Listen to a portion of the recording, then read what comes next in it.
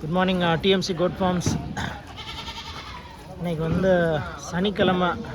இன்றைக்கி வந்த லோடு, நேற்று ஃப்ரைடே லோடு வந்து 2 லோடு வந்தது. நேற்று கொஞ்சம் வேலை ஜாஸ்தியாக இருந்தனால நம்ம வீடியோஸ் போடலை. இன்றைக்கி வந்து பார்த்திங்க அப்படின்னா சாட்டர்டே ஒரு லோடு வந்திருக்கு. ஃபுல்லாமே சிக்கர்லேருந்து மட்டும்தான் இப்போதைக்கு வந்துட்டுருக்கு, ஸ்டாக்ஸ் எல்லாமே.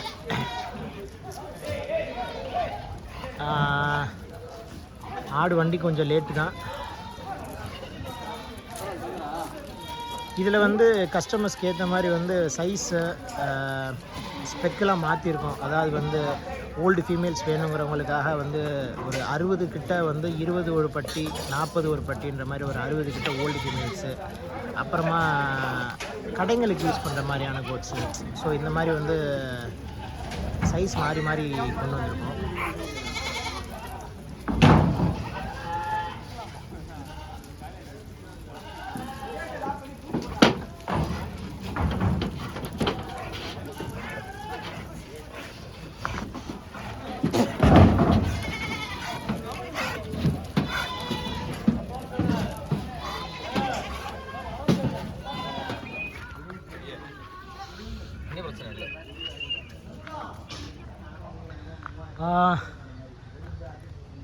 ஃபார்மில் இன்றைக்கி ஈவினிங் டைம் ஆடுங்க ஃபுல்லாக ஏற்றி முடித்து ஆடு எப்படி பாக்கி நிற்குதுன்னு பாருங்கள். இவ்வளோதான்.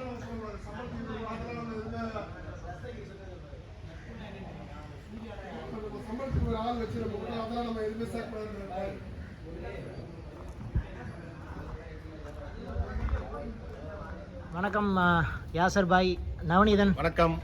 வணக்கம் நண்பர்கள், எல்லாம் எப்படி இருக்கீங்க? இவர் நம்ம நவநீதன் தெரியும் உங்களுக்கு. நம்மளோட டீம், எங்களோட ராஜஸ்தான் டீம் எல்லாம் நேற்று வந்தோம் ராஜஸ்தான்ல இருந்து.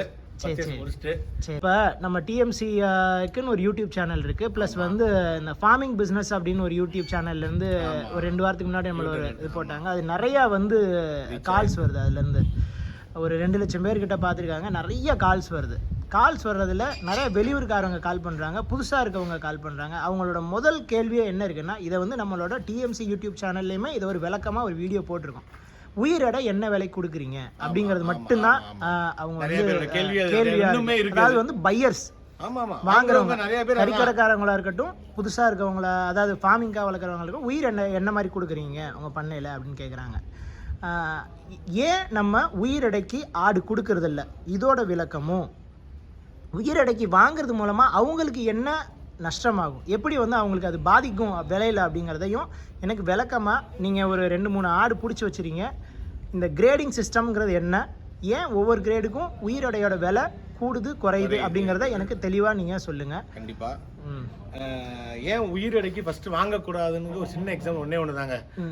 ஆடு வந்து எல்லா ஆடும் ஒரே கறி மதிப்பு வராது. அதுதான் ஒரே ஒரு சிம்பிளான விஷயம். அது ஒன்று தான். எந்த கிட்டத்தட்ட ஒரு 4-5 வகை அந்த ஆடு வந்து பிரியுது. டாப் குவாலிட்டி, அடுத்த quality, A, B, C, D நிறைய பிரியுது.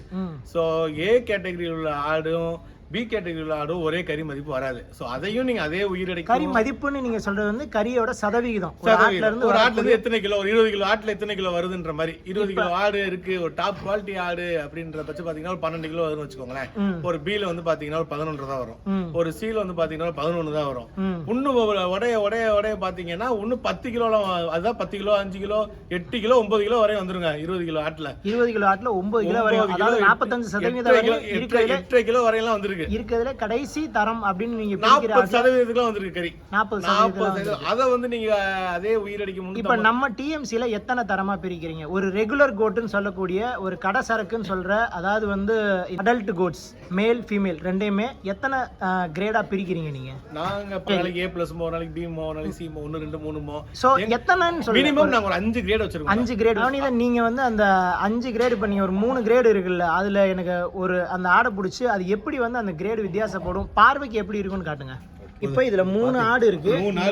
3 தரத்துல இருக்கு நீங்க சொல்றீங்க. நாங்க சொல்றோம். ஆமா, இப்போ ஒண்ணுமே கிடையாதுங்க. இது எல்லாமே பாத்தீங்கன்னா கிட்டத்தட்ட ஒரு ஈக்குவல் உயரம், ஈக்குவல் சைஸ் மாதிரி உங்களுக்கு தெரியுதா? ஈக்குவல் வெயிட் மாதிரி தெரியுதா உங்களுக்கு? இப்போ வந்து பாத்தீங்கன்னா இது வந்து கொஞ்சம் நல்ல குவாலிட்டியான டாப் குவாலிட்டி ஆடு. அது வந்து எடை போடுறோம். நீங்க அதை பாருங்க. நீங்க அதோட வெயிட் என்ன வருதுன்னு பாப்போம். நம்ம அது பாத்தீங்கன்னா 3 ஆடு ஒரே ஹைட் தான். ஆனா இதோட வெயிட் பாருங்க 25 கிலோ இருக்கு. 25 கிலோ இந்த ஆடு அதே ஹைட் ஆடு தான், ஆனா 25 கிலோ இருக்கு. இது இறக்கி விட்டு கொஞ்சம் ஓட்டு உடச்சு கம்மியான குவாலிட்டி ஆடு. ஆக்சுவலா இப்ப இருக்க போறோட அதோட ஹைட்டான ஆடுங்க, பாத்துக்கோங்க.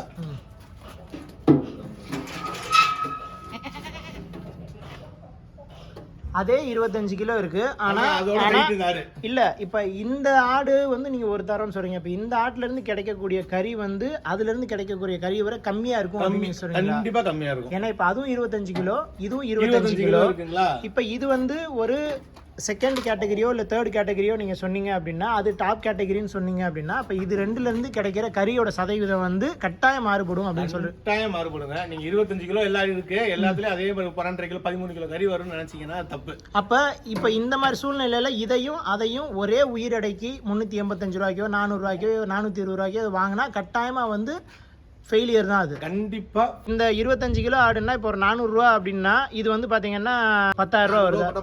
10,000 ரூபா கரெக்ட். 400 ரூபா போட்டா 10,000 ரூபா வருது. இந்த ஆடும் 10,000 ரூபாய், அந்த ஆடும் 10,000 ரூபாய்.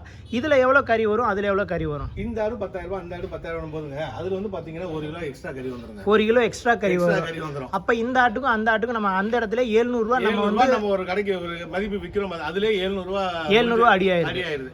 அதனாலதான் நம்ம எல்லாமே பாத்தீங்கன்னா வந்து இறங்கின உடனே 300 ஆடு வந்துச்சுன்னா 1 மணி நேரம் டைம் ஸ்பெண்ட் பண்ணி ஒவ்வொரு ஆடா வெயிட் போட்டு கிரேட் பிரிச்சு இதுல எவ்வளவு ஈல்ட் வரை எங்க சிஸ்டம் எல்லாமே இருக்கும்.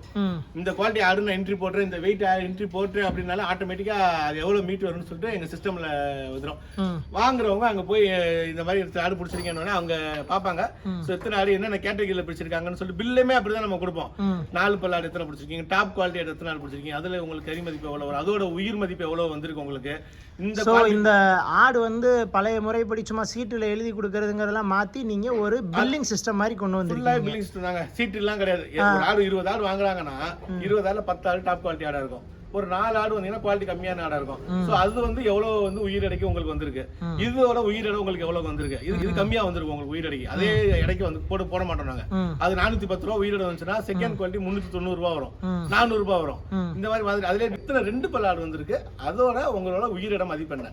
இப்போ ஒருத்தர் வந்து ஒரு 4 பல்லு ஓல்டு ஃபீமேல், அதாவது சேலின்னு சொல்லுவாங்க, பல்லு போட்ட வயசான ஆடுன்னு சொல்லுவாங்க, அது ஒருத்தர் வாங்கிட்டு போனாரு. அவர் உயிரிட மதிப்பு வந்து பாத்தீங்கன்னா ஒரு 3 நாள் எடுத்துட்டு வந்தாரு. அதுல ஒரு ஆட்டோட உயிரிட மதிப்பு பாத்தீங்கன்னா ஒரு 312 ரூபா வந்துச்சு. இந்த ஆட்டோட அவர் 300 ஆடு காமிச்சாரு, அது 290 ரூபாய் தான் வந்துச்சு. இந்த விவரம் தான் எனக்கு வேணும். 290 ரூபாய் தான். சிம்பிளான ஒரு இதுதான். ஒரு 2வது எடுத்துட்டு வந்தாரு. அவருக்கு வந்து சிஸ்டம்ல போட்டா நான் ஓபன் பண்ணி தான் காமிச்சப்ப அவருக்கு ஒரு ஆட்டோட மதிப்பு 290 ரூபாய் தான் வந்துச்சு, ஒரு ஆடோட மதிப்பு 314 ரூபாய் வந்துச்சு. 314 ஏன் அப்படின்னா ஒன்னே ஒண்ணுதான், அந்த ஆடோட கெட்டி, அந்த ஆடோட கனம், அதுல எவ்வளவு மீட் ஈல்டு வரும்ன்றத பொறுத்து தான் அந்த உயிரிடையோட மதிக்கிறோம். நீங்க எல்லா ஆடும் ஒரே உயிரிடையில மதிக்க கண்டிப்பா முடியாதுங்க. அடுத்த மாசம் மார்ச் போக போது பாத்தீங்கன்னா இன்னும் நம்ம மதிக்கிறதோட கண்டிப்பா 1/2 கிலோ 600 கிராம் 700 கிராம் வந்து மதிப்பு அதிகமா இருக்கும். இதே உயிரடைக்கு நம்ம 225 கிராம் 13 கிலோ வரும்னா அப்ப 14 கிலோ கறி வரும். கண்டிப்பா 14 கிலோவா வரும். தாராளமா வரும். அடுத்து ஒரு 6-7 மாசத்துக்கு நல்ல சீசன் தான். நம்ம மதிக்கிறதோட கண்டிப்பா மதிப்பு அதிகமா தான் வரும். சோ ரேட்டு கொஞ்சம் குறைக்கிற வாய்ப்பு இருக்கு. இப்ப 700 ரூபாய் 710 ரூபாய் மதிப்புக்கு நம்ம கொடுத்துட்டு இருக்கோம். அப்புறம் 680 ரூபாய் வரைக்கும் வந்துரும் இன்னும் ஒரு மாசத்துக்குள்ள. சரி நவனி, அங்க சீசன்லாம் எப்படி இருக்கு? பனிக்காலம்லாம் முடிஞ்சிருச்சா? பனிக்காலம்லாம் இப்போ கொஞ்சம் முடிகிற தருவாயில இருக்கு. இப்போதே பாத்தீங்கன்னா ஒரு 9 டிகிரி செல்சியஸ் இல்ல ஒரு 10 டிகிரி செல்சியஸ்ல பனி இருந்துகிட்டு தான் குளிரோட இருக்கு. இப்போ ஆடெல்லாம் இப்போ சீசன் ஸ்டார்ட் ஆகுறதுனால ஆட்டு வரத்தெல்லாம் இப்போ கொஞ்சம் அதிகமாயிட்டு இருக்கு. அடுத்த மாசம்லாம் ஃபுல் மூமெண்ட்ல இன்னும் அதிகமாகும். ஓகே, ரொம்ப ரொம்ப டீடைலா தகவல் கொடுத்துருக்கீங்க. நன்றி. அடுத்த வீடியோல சந்திப்போம். நன்றி, வணக்கம். நன்றி.